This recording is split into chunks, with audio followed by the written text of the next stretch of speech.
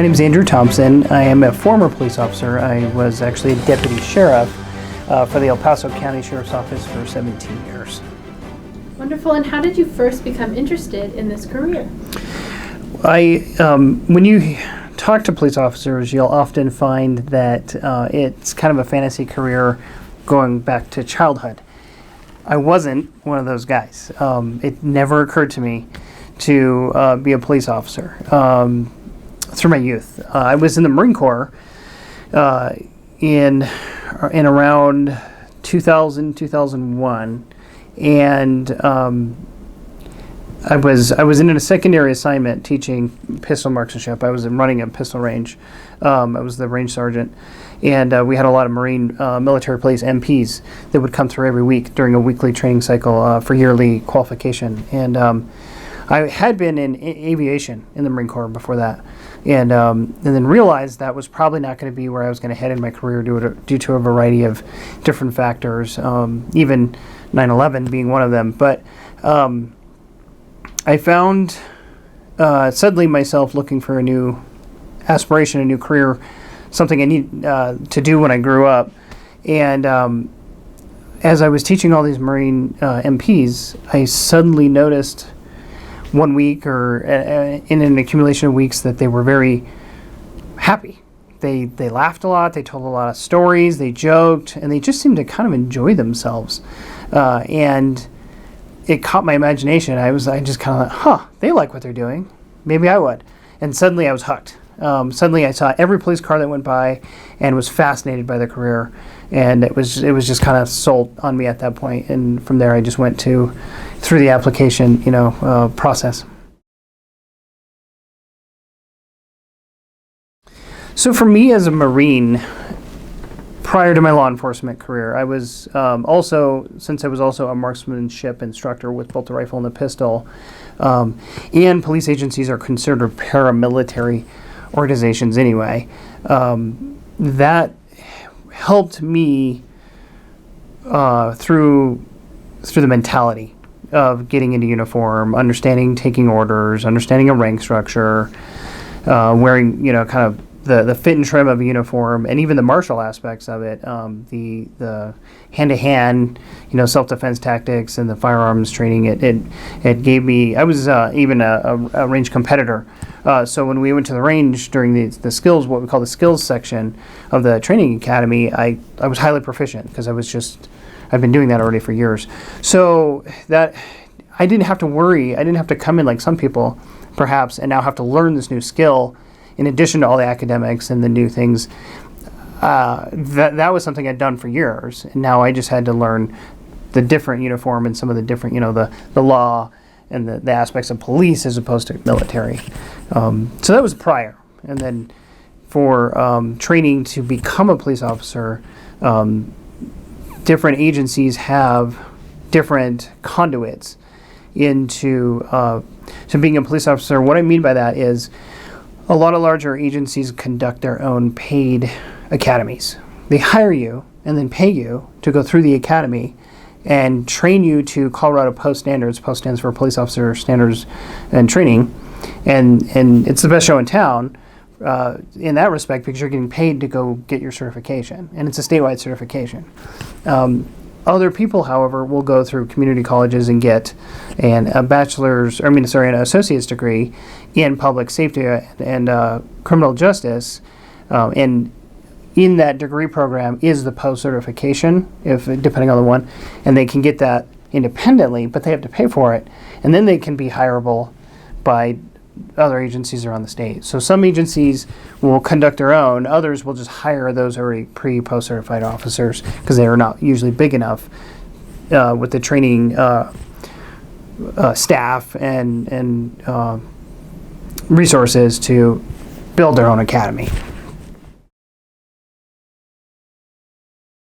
Being a police officer involves wearing a lot of hats. And we've commented, I remember many times commenting amongst one another, about how many different roles you can end up playing, because in one, everyone perceives the police officer most frequently kind of through the chase the bad guy down, arrest him, lens, law and order. Sometimes you'll see the maybe the more sympathetic aspect of like a rescue or something like that. But there's a teacher hat that we wear a lot of the time, a counselor, and so there's so many different things you can find yourself doing that are just more than writing tickets and or arresting people for something, and those exciting things you see on TV, the chasing and the shooting. Those are fortunately very rare events because they're highly dangerous, And so I would say there's a couple things that would be optimal. First, you have to be highly versatile. It's often, I think, sometimes misunderstood that police officers are maybe somewhat less intellectually trained than they are, but you have to be highly articulate because you have to, and especially in the written word, because you do a ton of writing, and especially as a detective later in a later assignment, I wrote case reports and search warrants and arrest warrants that would number in the dozens of pages, and you have to be very concise. So you do have to be articulate. You have to be good at the written word. You have to have that versatility, and then you also have to have a certain strength of personality. A lot of time we had a phrase when working and training new police officers, new deputies, and we would tell them, be the police. Because, and what that meant, what that was kind of code for was put on your command presence. You walk in and take command. Because you have to, because it's a safety issue. Because if you walk in and do not take command of a situation, then they're going to perceive that you're not in control of it. And depending on the person in the scenario, may try to then resist, create resistance, and not really respect your role in the situation. And that's when you get into dangerous resistance and pushback that can escalate into physical fights and even deadly force. So you really have to have a very strong personality that shows up and is able to exert yourself into that environment in a powerful way. It's a tricky question because it is highly dependent on where you go. There's a huge variety of different salaries and starting points. So for instance, here in Colorado Springs, and with the Sheriff's Office and the Police Department, those are the two largest agencies here in El Paso County. And I mean, whereas they used to start, I think when I started back in 2002, it was like $38,000 a year as a training deputy, I think, or a training recruit in the academy. And then eventually that topped out to, I want to say, up through the 40s and 50s. Now they're up in the, for the line level deputy, I want to say they're in the low to mid 80s now. Over all the years, cost of living and kind of catching up with the market, they've gone that far. The neighboring agencies, Colorado Springs, I believe they're up in the 90s, the low to mid 90s for salary. And if you go up to the Denver area agencies, for instance, Denver Police Department, I believe, is paying their line level officers now $100,000 a year. So there's a huge variance, and then it also depends on the size agency you work with, because El Paso County is home to numerous other smaller municipalities like Monument and Fountain, Calhan to a lesser degree, and Green Mountain Falls, and Palmer Lake, for instance. And those pay, in some cases, substantially less.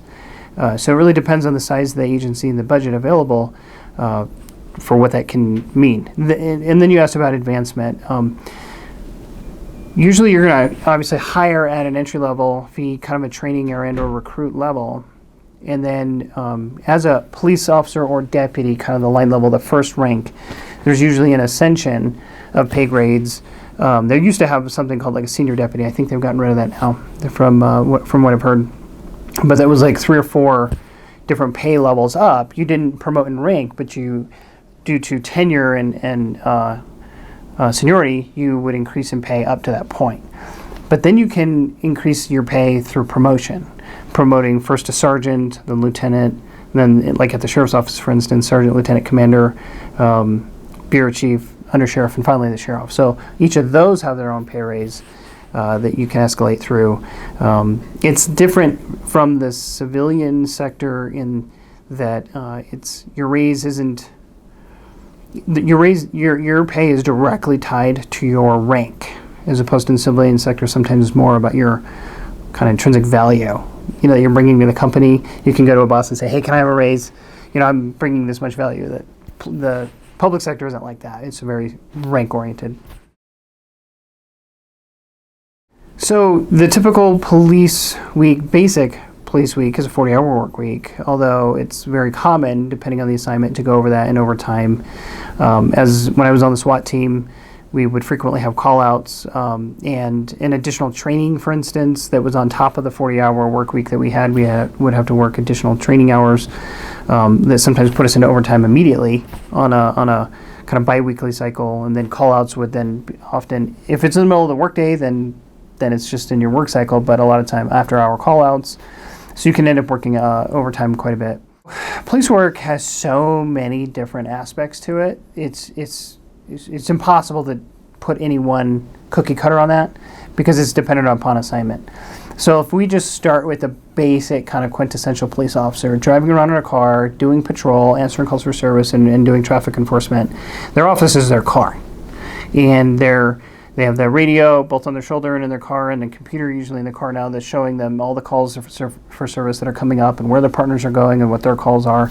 And their master is essentially the radio, and the call screen is what they would call it, showing all the different calls coming in that needed to be answered. And so their environment is driving around town, just going everywhere that the dispatchers, the call takers are essentially telling them to go because of the calls that they're building in that screen. But then you can go anywhere from detectives who are pursuing, the more complicated crimes after they've been initially taken in. They start in an office, but are frequently out in the field doing search warrants or follow-up and interviews and a variety of things like that. There's hazmat teams that have, kind of their home base of operation where they do a lot of training, but then they're in the field answering calls for hazardous materials and chemicals and even explosives. You have the jail, which is a law enforcement function, but it's confined within that detention facility. And there's many varieties of those things, so it depends so much on the aspect of the specific assignment. But essentially, it all comes down to problems come into the call center, the dispatch, and get doled back out to the different assignments, or then there's also that what we call officer-initiated activity, where they're going out looking for things to be happening and trying to intervene on them before they occur or in the middle of occurrence so that they can maybe capture someone in the moment. And you're dealing with every possible member of society, both the victim, the suspect, the witness, and complete innocent bystanders that have nothing to, that are not tied up in any criminal event at all. They're just coming and going, and you're saying hi. Sometimes it's a matter of education. Sometimes it's that traffic enforcement. Hey, did you know you have a headlight out? Oh, no, thank you. All right, here's your license registration back, and have a nice day. So that is one aspect about law enforcement that is quite alluring to people, is that huge variety. So I guess let's go with the patrol cop, for instance. I did that for about 11 and a half years. And in that day, you start, depends on your shift. There's usually 3 shifts, sometimes 4 or 5, depending on the agency and how they structure. But I worked a lot of years. I worked the most years on swing shift, for instance, and that was 3 p.m. to 1 a.m. And so around 12:30 to 1 p.m., I'd start to suit up in my uniform and get dressed, and then I'd get in my car and head down to our office. And that had been at various places over a period of years, different buildings. But I would go down to the office for what we call shift briefing, and also sometimes known around agencies as roll call.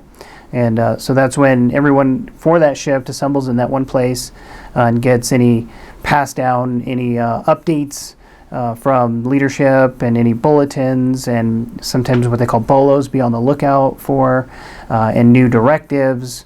And just everyone kind of catches up and gets current. And if people, and it was very frequent too that we would get assigned our districts from that place, often known as a beat in police terms, and that is what part of the county we're getting assigned to go patrol.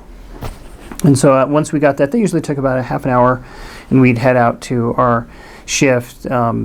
Out into our districts by about 3:30 or so, And so then the shift could involve any number of twists and turns. A lot of the time it was super common to have casework that we had carried over from previous days and sometimes previous weeks, interviews that maybe we needed to follow up on, evidence we needed to go collect, tasks that had yet to be completed for a case that we're trying to see through to completion. So sometimes we would try to follow up with those things, and sometimes the calls were super urgent, and what we would call the board was stacked up, meaning that there was a lot of calls waiting to get answered. Sometimes we'd have to jump right into answering those and going to the houses and or businesses where incidents had been reported.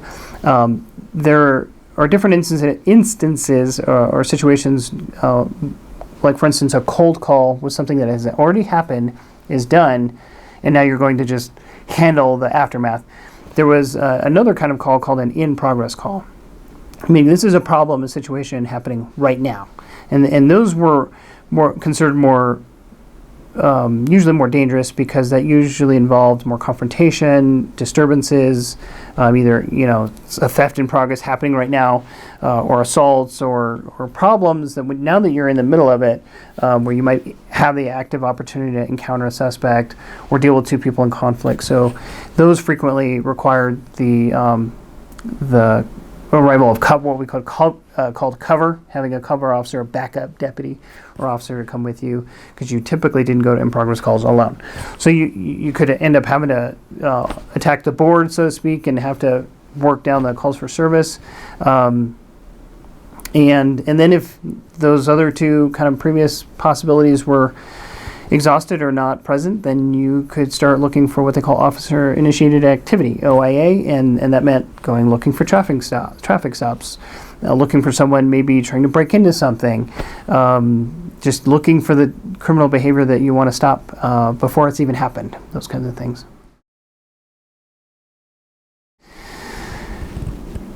Oh, there's so many. First, and this is a timely question, especially in light of the common, the modern conversation with police and the political climate. Because first and foremost, right now, one of the toughest things I think for police officers in the field is dealing with what feels like a perception by the community that they're at odds with one another, that the police are at odds with the community, and that the police are not there, in fact, to protect them, but it's often accused lately that the police are there to harm or mistreat or subjugate the public. And having worked in that field for 17 years and seen the quality of officers that I worked with and the quality of service and the sacrificial service, up into dying. I've had coworkers die in the line of duty. It's very hard to swallow that, because a lot of that argument, if I may say so, is mischaracterized. Police have been allowed to become the scapegoat for a lot of social issues that are either funding problems because politicians didn't fund an issue right. Police have been asked to wear so many different hats and perform so many different tasks and roles that they're so far outside of really kind of the scope of what they really ever, I think, were intended to be, that they're in many cases put in very difficult, if not impossible, positions. And they're frequently getting asked to do more with less, more responsibility with less resources. And now, due to recent legislation, police officers are in the position of having to do what can be phenomenally dangerous and even lethal jobs in the face of increased scrutiny and higher litigation, vulnerability to litigation, and losing their livelihoods and their houses and their savings because of a newfound, under Colorado law, vulnerability to civil lawsuits. So it's a tough time for police officers because they're feeling very underappreciated, and in many cases in danger, and it's a tough place to be.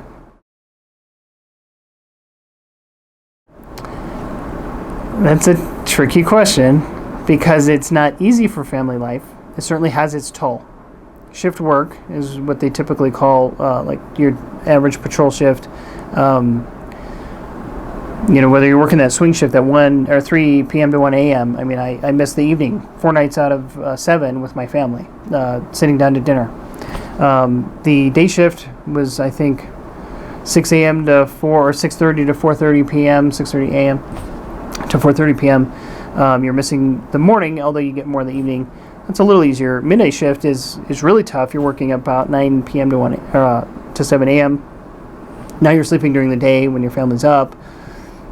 In addition to that, there's the call-outs and the training and just the personal sacrifice that you're giving. And so, yes, there are many. In fact, I would probably say most police officers are married, but it does take a toll on their families, tremendous. And one of the things that I learned through the course of my career was, for instance, something called, this is just an example of some of the tolls, called a hypervigilance cycle. And basically what it is when you go out to work a patrol shift, you have to increase your level of attention.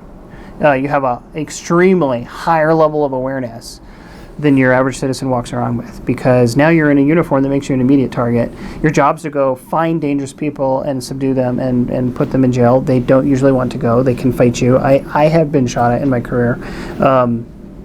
And everything has a huge level of potential risk, and so your attention level goes way up, and it's almost a form of adrenaline. But the problem is, after you spend 10, 11, 12 hours at that heightened state, your body's not intended to, and nor is it capable of operating like that forever, and especially without consequence. So what happens to a lot of officers is that as they ride a whole shift way up here at their heightened attention level, which can actually get to become eventually a kind of a pleasurable sensation because you're real keyed up and energetic, but then your body has to recover. So then you swing down during your off time real hard, and you go into this low phase because your body has to rebalance itself. And so you get into this really hard up and down cycle of these swings of kind of affect between high attention and low. And it can be managed.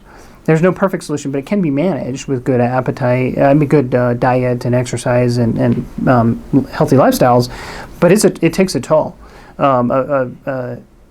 health impact on officers, and a lot of time they end up in depression, and sleep deprivation has a huge impact on them. Substance abuse can start to become, especially alcoholism and stuff, can start to creep in when healthier lifestyles and choices aren't really strictly adhered to. So it can be hard on them, and then that affects the family. So the question, is it compatible with family life? Can you have a healthy family as a police officer? Yes. Is it easy? No. Can you do things to help mitigate the risks and problems? Yes. You just need to be intentional.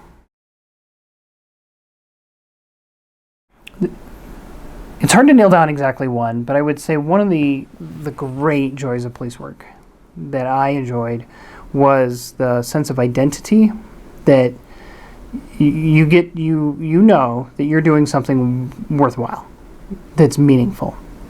When you return a stolen thing, an object to someone that meant a lot to them, because you were able to track it down through a complicated maze of witnesses and suspects and interactions and changing hands, and bring this piece of value back to their lives and see the look on their face, you know you did something meaningful for them. When you protect someone from a violent offender, whether because you arrested the bad guy or because maybe you even physically intervened, and you see that look of relief on their face, you know you did something worthwhile. And when you even just take a drunk driver off the street that night that's swerving and too inebriated to safely drive their car and hardly even put sensible words together and speak clearly, you know you protected the public. And I could just go on with examples. And so there's a huge satisfaction in doing something that you know is highly meaningful and highly impactful in people's lives, whether they necessarily appreciate it or not. There's that rewarding sensation of having a real felt impact on the world. It's also a highly rewarding community to be a part of. There's an extraordinary sense of esprit de corps and brotherhood and sisterhood among police officers. They love one another. They're very proud to be police officers and deputies, and it's not easy to be, in the same way the military, that term is transferred from the military, that esprit de corps. It's very much the same, because you experience those hardships and those dangers and those challenges together, and it knits you together phenomenally with people that become your family. So those are some, I could go on for a while, but those are some of the aspects that make police work an extremely rewarding career. Oh, it has changed so much already. Even from when I started in 2002 to when I left in 2019, I could not believe the changes that I had seen in that period of time. And I had been aware of, anecdotally, of so many changes that had preceded my time, in technology, in equipment, in temperament, in law, in social, kind of the social conversation. I wish I could say that I saw police work moving in a constructive direction that was highly optimistic. I don't necessarily. Right now, the social conversation is really focused on kind of an absolution of the criminal element. Accountability is not a popular word right now. And police work and healthy criminal justice enforcement is getting very mixed up in a political conversation having to do with things like bias and systemic, whatever isms follow behind it, and equity is the new modern word of popularity, and that's complicating the role of the police officer, because simply holding someone accountable for a criminal act is becoming less and less popular. And it's getting mired into this political conversation of it's not their fault because fill in the whatever the social construct is. Well, that's very tough for a police officer to navigate. And so far, we have seen examples of this trend across the country, LA, San Francisco, Seattle, where these trends have been employed. And they are very, very destructive to the social order. There's huge increases in homelessness, in drug abuse, in property crimes. There's huge recidivism, repeat offenders. They commit a crime, get charged, maybe even go to confinement, jail, or prison, come out, reoffend. There's a huge increase in that. And because what we're seeing is a lack of meaningful consequence, and kind of in many ways a consequence-free environment that just emboldens criminals to continue to behave that way. So unfortunately, I see law enforcement being an increasing challenge that way, and you really have to want to be there to go into that career. You have to really believe in what you're doing, because the challenges are going to be significant. It's hard to say, what I wish I would have known, because I wouldn't trade it. I would have done it again.